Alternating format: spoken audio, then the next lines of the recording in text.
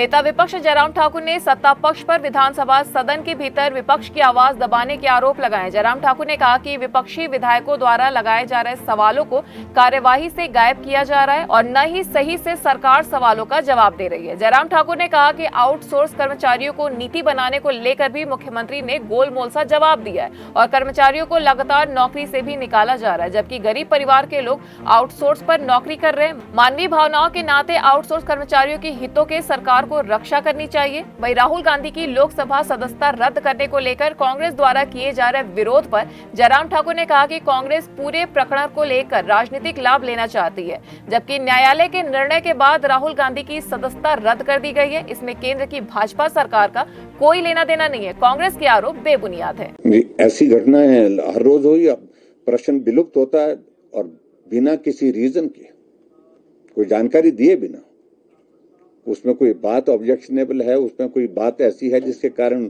उस प्रश्न को नहीं पूछा जा सकता, उस प्रश्न को नहीं लगाया जा सकता, उत्तर नहीं दिया जा सकता, एक स्थिति बनती।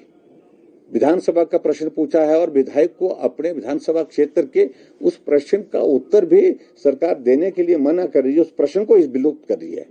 विलोप का मतलब उस प्रश्न न डिस्कस हो पाएगा, वो प्रश्न न उसका जवाब आएगा, उसकी जानकारी उसको नहीं दी जाएगी सरकार की ओर से, वो प्रश्न समाप्त हो जाता है। तो ये बहुत दुर्भाग्यपूर्ण है। कोई रीजन मैंने पूछा स्पीकर साहब से, पीछे भी हमने पूछा, आज भी बल विधानसभा क्षेत्र के माननीय विधायक इंद्र सिंह गांधी जी का प्रश्न लगा हुआ था।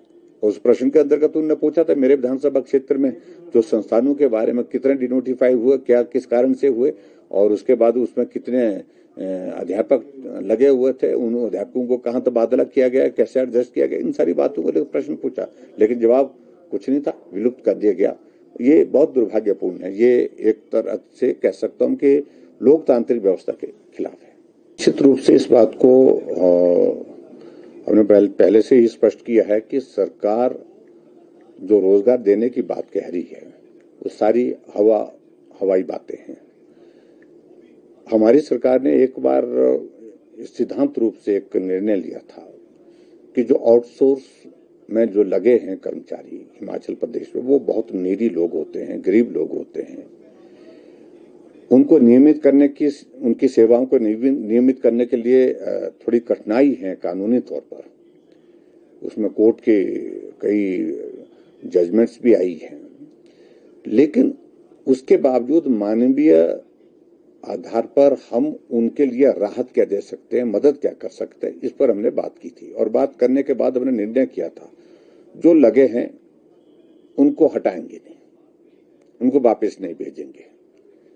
जरूरत के मुताबिक उनकी सेवाएं हम कई वर्षों से ले रहे हैं और आने वाले समय में भी जरूरत के मुताबिक जहां जहां उनकी सेवाएं हमको आवश्यक लगती है लेंगे और उसके बाद फिर दूसरी बात कि उनको वापस नहीं भेजेंगे, ये हमने तय किया था। लेकिन सरकार कांग्रेस पार्टी की बनी हिमाचल प्रदेश में और इन्होंने उसके बाद तुरंत शुरुआत कर दी, जो आउटसोर्स में कर्मचारियों को घर का रास्ता दिखाना शुरू कर दिया। हजारों कर्मचारी ऐसे जो अपने परिवार का पालन पोषण इस प्रकार से आउटसोर्स में लग करके कर रहे थे, उनके सामने एक बहुत बड़ा संकट पैदा हो गया है। और इसलिए आज के प्रश्न में भी उनका जवाब जो है वो संतोषजनक जवाब नहीं था, गोलमोल जवाब था। और ऐसे में पोल खुल रही है सरकार की, जो कहती थी कि हम रोजगार देंगे, हम रोजगार, जो लगी हुई रोजगार उसको भी समाप्त कर रहे हैं। ये आज की परिस्थिति हमारे सामने है कांग्रेस पार्टी की सरकार की। देखिए, मुझे एक तो बड़ी हैरानी इस बात की है कि कानूनी तौर पर सारी प्रक्रिया हुई है। ये संभव नहीं कि राहुल गांधी को कुछ भी बोलने की इजाजत हो।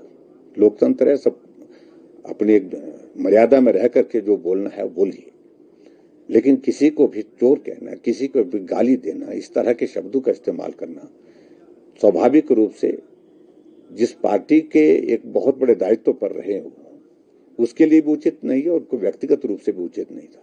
लेकिन फिर भी उनकी आदत बन गई बोलने की। देश के अंदर, देश के बाहर भी जाकर के देश के खिलाफ बोलना, देश के सम्मान के खिलाफ बोलना। तो ऐसी परिस्थिति में एक घटनाक्रम घटित हुआ जिसके कारण मामला कोर्ट में गया। कोर्ट में मानहानि का मामला दर्ज हुआ। दर्ज होने के बाद प्रक्रिया सुनवाई हुई। उसके बाद कोर्ट ने पाया कि सही मायने में ये मामला बनता है और उसके अंतर्गत उनको 2 साल की सजा हुई। 2 साल की सजा होने के पश्चात उनको जमानत भी दे दी गई।